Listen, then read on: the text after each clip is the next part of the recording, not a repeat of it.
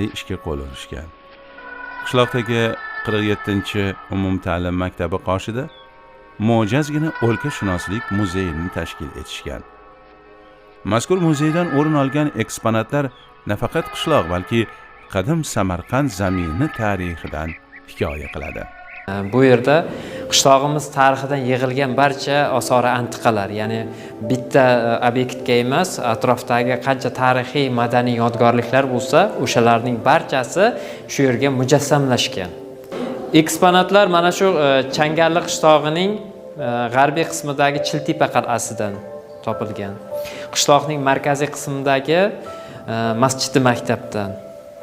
Undan keyin qishloqning o'sha sharqiy qismidagi qadimiy xumdonlardan topilgan osori antiqalarimiz bor. Hamda mana shu o'quvchilarimiz tomonidan bu eksponatlarimiz bugungi kunda boyitib borilyapti.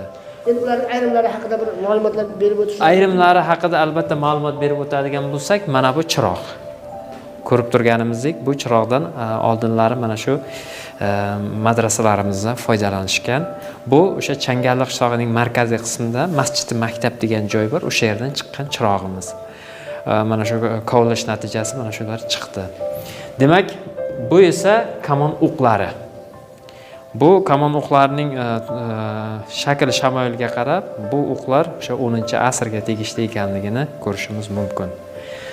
Yonimizdagi mana bu ko'zachaga e'tibor beramiz. Bu ko'zacha